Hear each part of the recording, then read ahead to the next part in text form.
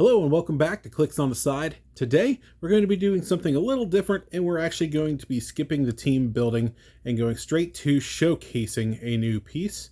We are going to be looking at a equipment piece from Smash and Destroy. That's right, we are looking at rare number 31A, the Destoyer. Now I wanted to take a look at the Destoyer and also give some really good options, in my opinion, to go ahead and attach him to. There he is. The Destroyer object is 15 points. It is a large object, which means if Destroyer is on the map, characters can't occupy its squares other than to move through them. Adjacent characters can be given a power action to equip Destroyer as if they were in its square. When Destroyer is unequipped, if it can't be legally placed, your opponent places it in an unoccupied square nearest to the character that last had it equipped, or in the nearest unoccupied square that character last occupied. Here on the back, you can see that it is indestructible, and if it does become unequipped, it is dropped, and it does have a qualifying keyword of Asgardian, so lots of options to get this equipment for free, especially with Smash and Destroy coming out. It does have an effect when equipped. Turn Destroyer's dial to any click. This character positively modifies their defense by Destroyer's defense value and can use the powers displayed on Destroyer's dial. As you see, you do get 3 options. On click number 1, you gain Penetrating Psychic Blast and Toughness. On click number 2, you get Toughness with a +1 to your defense and Close Combat Expert. And on click number 3, you gain Invuln +2 to your defense and a special damage power, which is Armor of Asgard, and it makes you giant sized. Lots of good options there. And then I have 5 figures that I think the Destroyer armor will work best with, and I do have a surprise 6th one. So if you are a fan of DC, we are going to break theme at the end. So first of all, we're going to be sticking with all Asgardians for the first 5, and we're going to start off with a cheaper figure to start off.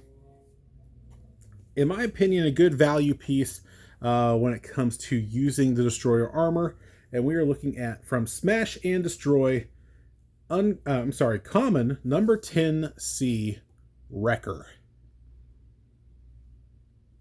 Really glad to have this Wrecker back. Nothing against the Wrecker from Marvel's next phase, but this is the Wrecker we all wanted. This version of Wrecker, I should say.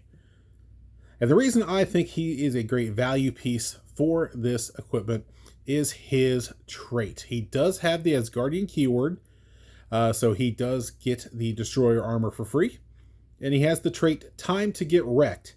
Unique modifier. At the beginning of your turn, you may modify Wrecker's combat values -1 until your next turn. If you do, other friendly characters with the Wrecking Crew keyword modify their combat values +1 until your next turn. So there is a caveat to this one. You are wanting him to be on a Wrecking Crew team. I say go ahead and make him giant. Put Destroyer on click 3. Make him a 20 defense with that invuln, and he's now giant size. He gets the willpower. He can now give up that, do that -1 to his combat values, and still stick around pretty well protected with that 19 now impervious. And all of your other Wrecking Crew is now a +1 to all of their combat values. Very much worth it, in my opinion. I feel like that is just a great value pick for the Destroyer. So we do have quite a few options for the Wrecking Crew now.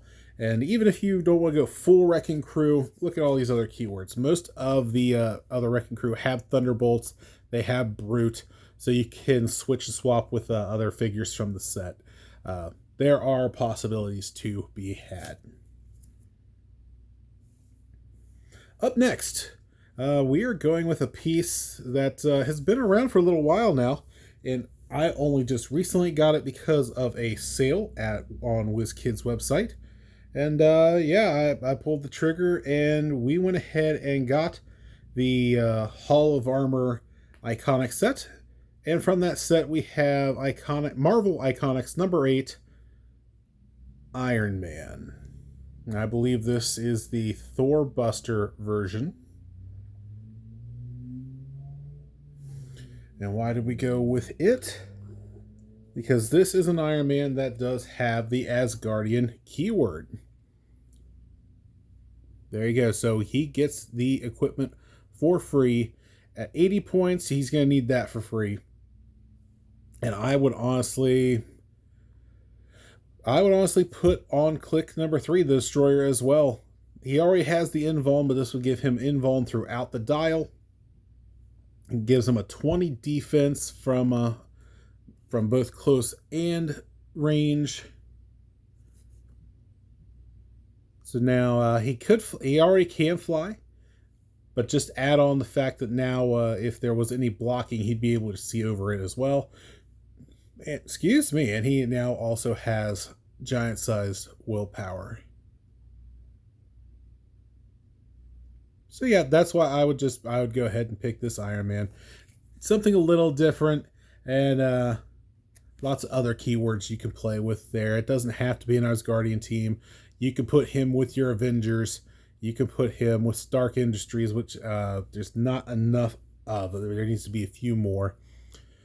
And then, of course, Armor and Scientist are always usually pretty strong. In fact, you will be seeing an Armor team build very soon featuring this guy with the Destroyer armor. Up next, also from Smash and Destroy. This one should not be a surprise to anyone.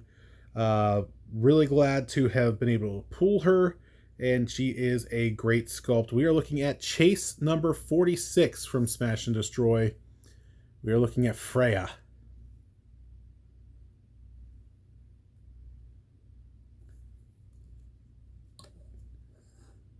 Get you over here on the side. There you go. And why am I picking Freya in the top 5?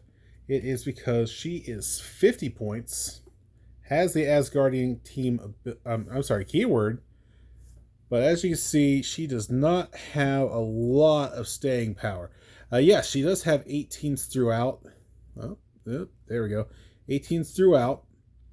But if you give her that giant size, click number 3, with the giant size ability, now those are 20s throughout. They'll make her stay up just a little bit longer. She has that special trait with the epics engraved in stone. At the beginning of the game, generate the storyline terrain marker that corresponds with Freya's starting click into any square on the map. 1 is Lost Gods, 5 is Ragnarok, and 9 is War of the Realms. So you can start her on any of those 3 clicks. And then that's where if she does happen to get knocked off, which you don't really want her knocked off that top dial on any of them because it's a 12 with blades. But if she does, you do have a backup plan with that invuln now. There you go. And then the end is what we make of it, is what makes her very unique. When Freya would be KO'd, you may instead turn her to a starting line she hasn't been on yet this game, and your opponent scores 15 victory points. If you do, after resolutions, Freya generates the storyline terrain marker that corresponds to the click she was turned to. When a storyline marker is destroyed by an opposing character, after resolutions, deal that character 1 unavoidable damage, protected pulse wave. So yeah, just the fact that now she is at a 20, I would probably start on click 1 with her, get some barrier, and it gives you that leadership just in case you don't have it from anyone else. The next option would probably be click number 9, and you could even use that perplex. It is not wanting to. There we go. Use that perplex to bump her all the way up to a 21 defense if you wanted to. So yeah, that is why I think Freya is an obvious contender to be using the Destroyer equipment. Now, the one I think most people are sleeping on, and the reason I say that is because his value, like you can get this piece relatively cheap as far as chases are concerned. But if you combine him with the Destroyer equipment, he is beastie. We are looking from the Collector's Trove chase number 38, my boy Loki.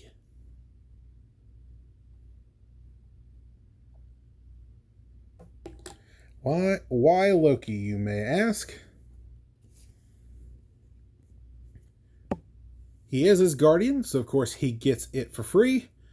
And the reason is very simple. No matter what you end up using, spending the 30 points on his trait for, in which case I would use 3 gems myself. His defense is always at an 18. If you give him the Destroyer armor on click number 3, he is now a 20 defense throughout. And as you can see, it doesn't matter. So it's a 20 defense period, whether it's range or close. But his dial alternates back and forth between combat reflexes and energy shield deflection. So at any given time, he could be, let's say he is on click number 3. That's going to give him a 21 against range and a 20 against close. So they're still going to have to earn those hits on Loki with some good die rolls. And that cannot be outwit with his power cosmic. And then even if they do happen to hit him, he does have mystics. And then he now has invuln to try to reduce some damage if taken. Keep in mind, he does also still have shape change on top of that to make it that much harder for them to take him out. Now he has colossal willpower as well. And this Loki will just be able to keep going all day long. So yeah, very excited to give this guy a try. I already have a mystical team in mind for him, and I am looking for more Young Avengers. I really do want to get a Young Avengers team together. So very much looking forward to using that Loki. But that is going to bring us to my top contender for using the Destroyer armor. I've showcased him before in quite a couple team builds. You are going to have to suffer through one more because the last one I did, the Destroyer object was not available yet. My current favorite Asgardian is from the Collector's Trove set, but it is a legacy card from Marvel's What If set. Of course, it's got to be Captain America. In previous videos, I have done it where he has Mjolnir equip, which I still do like that option, but it just doesn't make as much sense now as Captain America does, and I will tell you why. It is going to be a spoiler for that team video once it does come out. There is Captain America. Why him? He does have the Asgardian keyword. We are going to put him on click number 3. He is going to get a +2 to his defense, and he is going to become giant-sized. Why is that important? Because of his trait, I knew it. Energy explosion, energy shield deflection, free, make a ranged attack. So now he doesn't have to worry about any blocking terrain if he's outside. Does not have to worry about other figures blocking his line of fire. He can move 10 on turn number 1, or the first chance he can. Just move 10 and then shoot. Range of 5, so anybody within 15 squares is fair game for that Captain America. Now, another caveat to this one is that this would be on a Defenders theme team.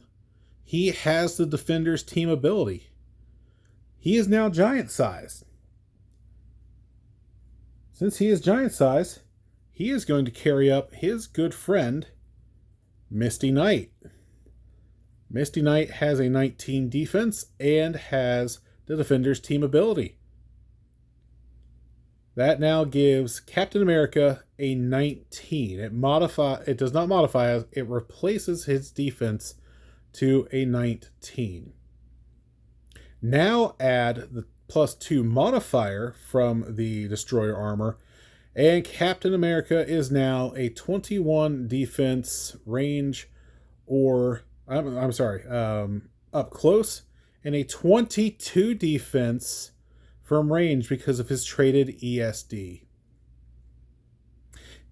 Yeah, I love that.